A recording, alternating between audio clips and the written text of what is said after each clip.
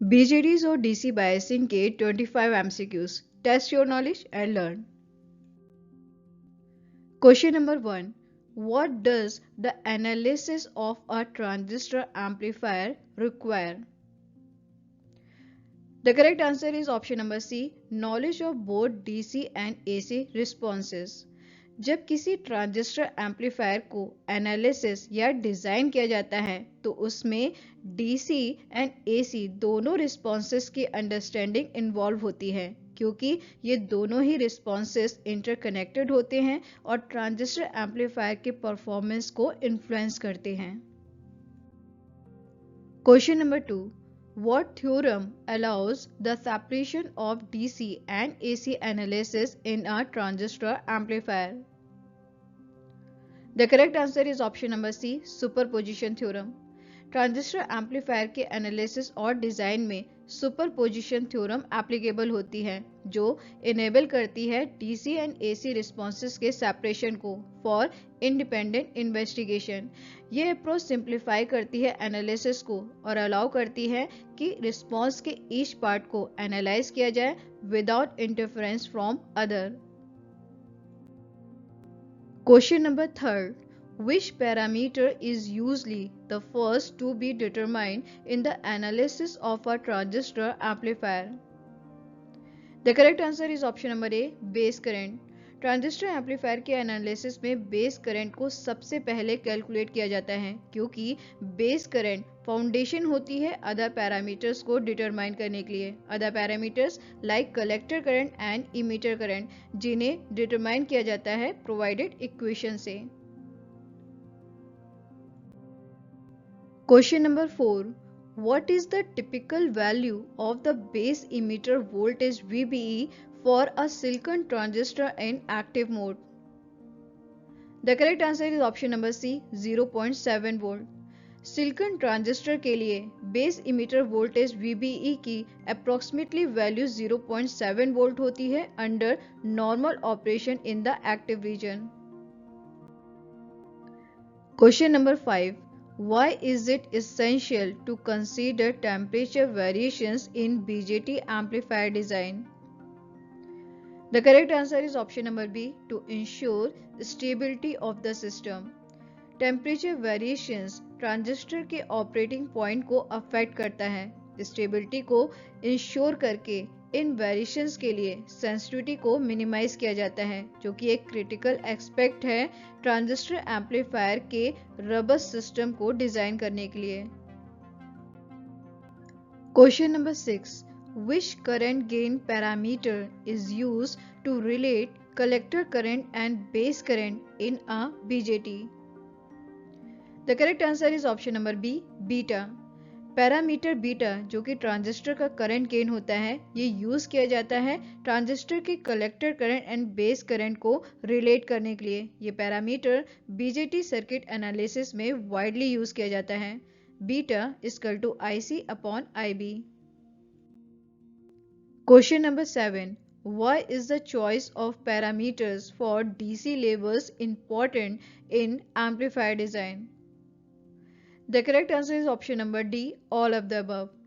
Choice जो होती है डीसी पैरामीटर्स की, वो इम्पैक्ट करती है डिस्टॉर्शन को, स्टेबिलिटी को एंड एसी रिस्पॉन्सेस को, जो कि उसे एक क्रूशियल स्टेप बनाता है एम्पलीफायर डिजाइन में. डीसी पैरामीटर की चॉइस आउटपुट सिग्नल में डिस्टॉर्शन को मिनिमाइज करती है, सिस्टम की स्टेबिलिटी को डिटरमाइन करती है और इसके साथ ही एसी रिस्पॉन्स को इन्फ्लुएंस करती है.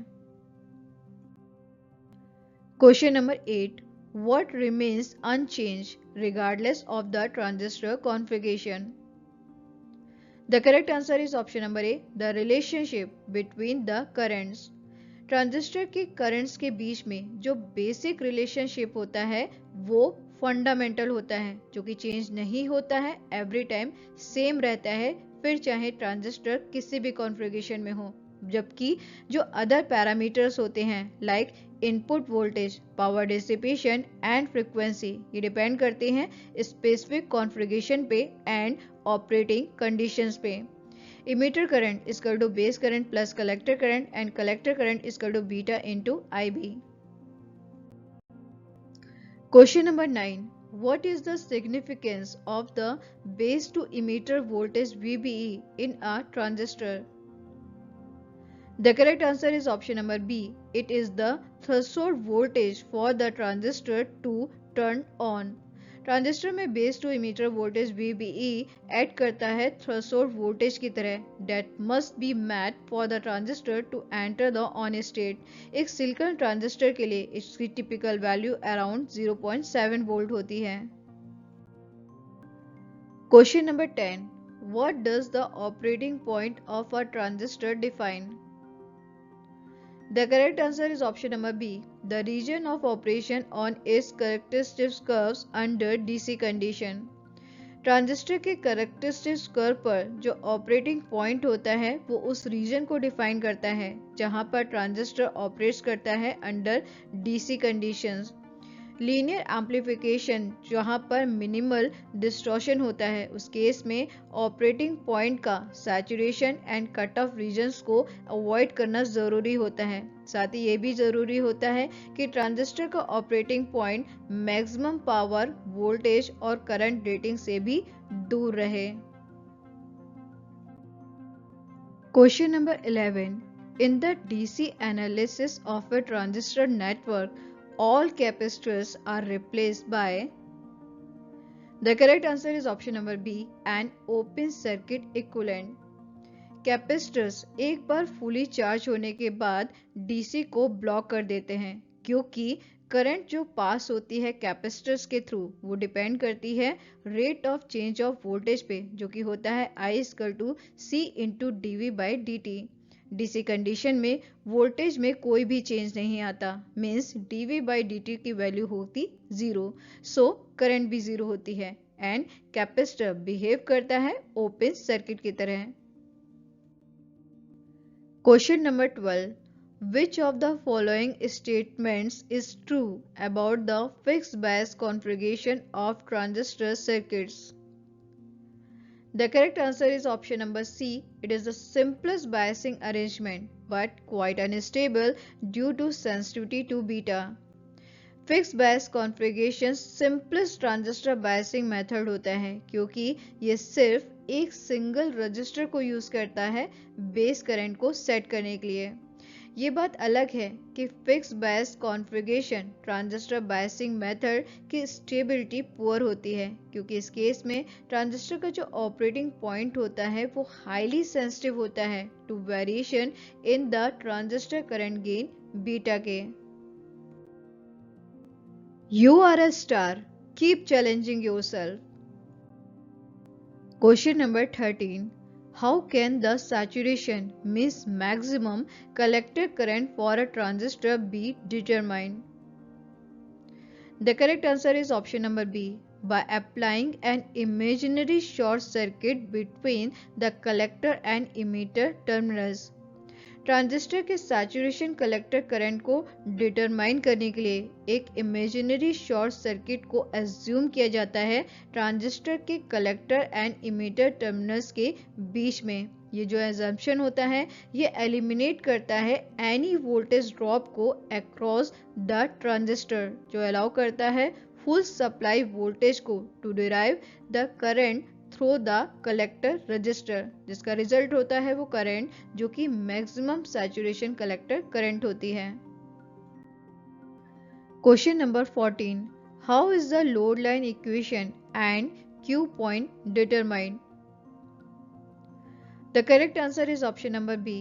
Applying KVL to the output network and finding the intersection of base current and the load line. Transistor circuit network के आउटपुट यानी कि कलेक्टर पर केवीएल यानी कि किरचॉफ वोल्टेज लॉ को अप्लाई किया जाता है लोड लाइन इक्वेशन को डिराइव करने के लिए. जब केवीएल को अप्लाई किया जाता है तो ये प्रोवाइड करता है एक ग्राफिकल रिप्रेजेंटेशन को वोल्टेज करंट रिलेशनशिप का ट्रांजिस्टर सर्किट के लिए. क्यू पॉइंट जिसे क्यूजेंट पॉइंट भी कहते हैं ये वो पॉइंट होता है जहां पर लोड लाइन इंटरसेक्ट करती है ट्रांजिस्टर के बेस करंट कैरेक्टरिस्टिक्स को जो कि डिफाइन करता है ट्रांजिस्टर के ऑपरेटिंग पॉइंट को जिसे क्यू पॉइंट और क्यूजेंट पॉइंट भी कहते हैं. Question number 15. What is true about the emitter stabilized biasing arrangement in transistor networks? The correct answer is option number C. It is less sensitive to changes in beta but reduces the base current due to emitter resistance. Emitter stabilize biasing improve करती है circuit की stability को by reducing sensitivity to changes in beta. ये जो emitter lag में resistance होता है वो रिफ्लेक्ट करता है as a larger resistance at the base, जो कि इफेक्टिवली रिड्यूस करता है बेस करंट को। ये जो ट्रेड ऑफ होता है ये मोर स्टेबल ऑपरेटिंग पॉइंट को मेंटेन करने में हेल्प करता है। Question number 16. Why is the voltage divider bias configuration the most common biasing method? The correct answer is option number C. Because it has low sensitivity to changes in beta. Voltage divider bias का ये जो biasing method होता है ये popular है क्योंकि इसका जो ऑपरेटिंग पॉइंट होता है वो स्टेबल होता है और बहुत ही कम अफेक्टेड होता है ट्रांजिस्टर करंट गेन बीटा के वेरिएशंस के साथ, even among transistors of the same type. Question number 17.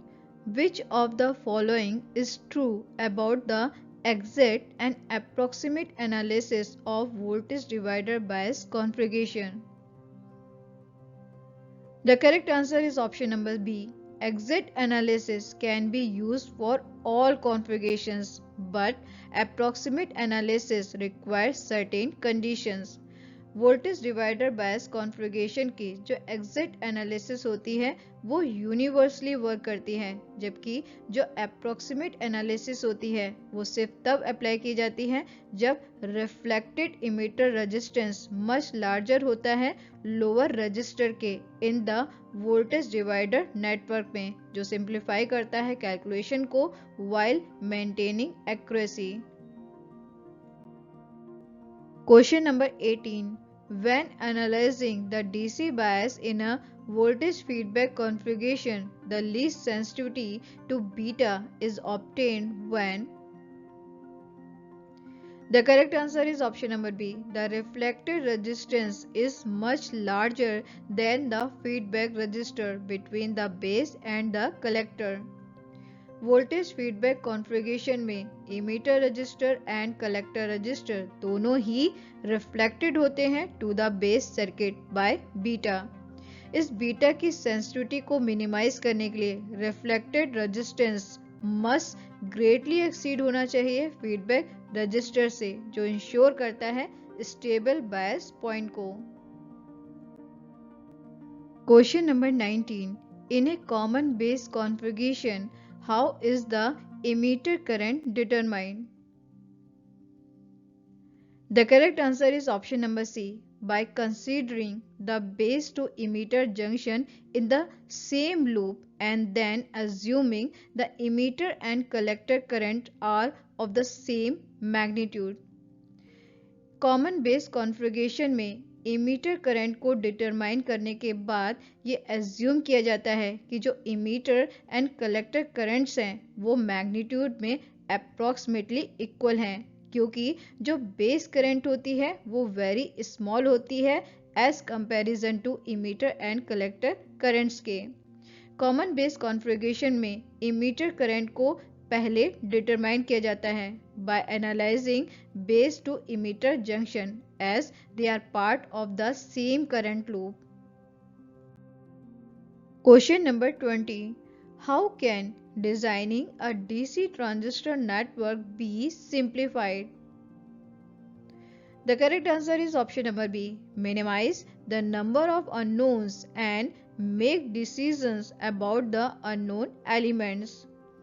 DC transistor network के एनालाइजिंग के लिए प्रोसीजर की क्लियर अंडरस्टैंडिंग अलाउ करती है डीसी ट्रांजिस्टर नेटवर्क के एफिशिएंट डिज़ाइन प्रोसेस को, कि ये है कि उन रिलेशनशिप से स्टार्ट किया जाए जो मिनिमाइज करे नंबर ऑफ अननोन्स को और मेक डिसीजन करे about the remaining unknown elements के लिए। ये जो अप्रोच होती है वो कॉम्प्लेक्सिटी को रिड्यूस करती है और कंफ्यूजन को भी during DC transistor network design process.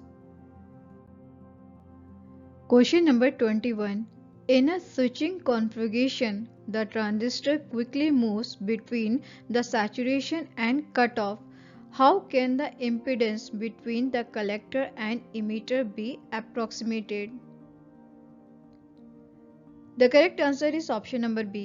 A short circuit in saturation and an open circuit in cutoff. Switching configuration में जब ट्रांजिस्टर सैचुरेशन में होता है तो जो इम्पीडेंस होता है कलेक्टर एंड इमीटर के बीच में वो बहुत लो होता है, जो अप्रोक्सीमेट करता है एक शॉर्ट सर्किट को। जब ट्रांजिस्टर कट ऑफ में होता है तो जो इम्पीडेंस होता है वो वेरी हाई होता है, जो इफेक्टिवली एक्ट करता है ओपन सर्किट की तरह। ये जो रैपिड स्विचिंग होती है ट्रांजिस्टर की saturation and cut of states के बीच में is what makes the transistor behaves as a digital switch. Question number 22. When checking the operation of a DC transistor network, you should first ensure that the correct answer is option number B.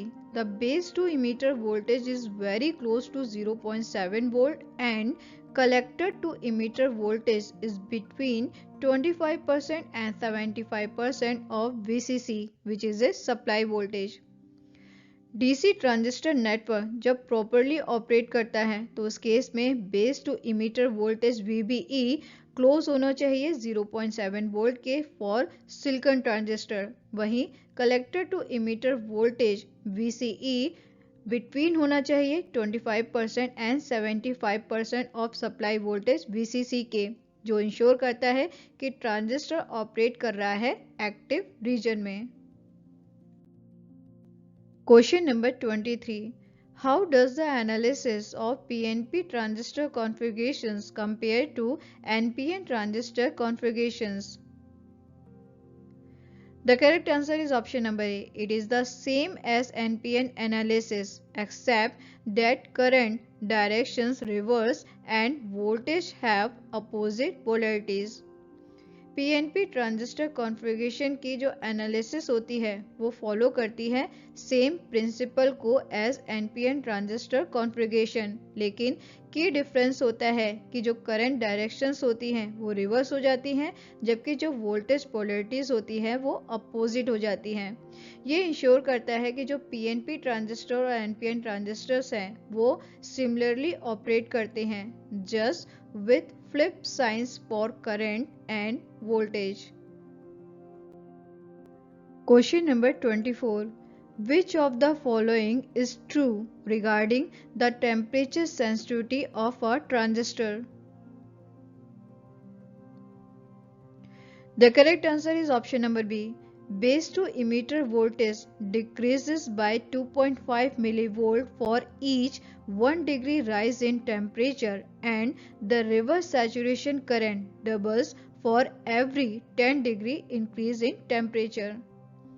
जो base to emitter voltage होता है वो decrease होता है by about 2.5 millivolt से for every 1 degree increase in temperature, जो कि transistor की नोन कैरेक्टरिस्टिक्स है, जबकि जो रिवर्स सैचुरेशन करंट है वो टिपिकली डबल हो जाती है for every 10 degree increase in temperature के। ये जो इफेक्ट होते हैं ये ट्रांजिस्टर को टेम्परेचर सेंसिटिव बनाते हैं। इन इफेक्ट को कंसीडर करना जरूरी होता है थर्मल स्टेबिलिटी एनालिसिस में। Question number 25. Which of the following is true about networks that are most stable and least sensitive to temperature changes? The correct answer is option number B. They have the smallest stability factors. वो network जो कि most stable होते हैं और temperature changes के लिए least sensitive होते हैं, उन नेटवर्क को कैरेक्टराइज किया जाता है कि उन नेटवर्क का स्टेबिलिटी फैक्टर स्मॉलेस्ट है। स्मॉलर स्टेबिलिटी फैक्टर इंडिकेट करता है ऑपरेटिंग पॉइंट में लेस वेरिएशन को, वेरिएशन जो कि टेम्परेचर चेंजेस की वजह से होता है, जिसकी वजह से नेटवर्क मोर स्टेबल होता है under varying thermal conditions. Keep solving MCQs, keep challenging yourself.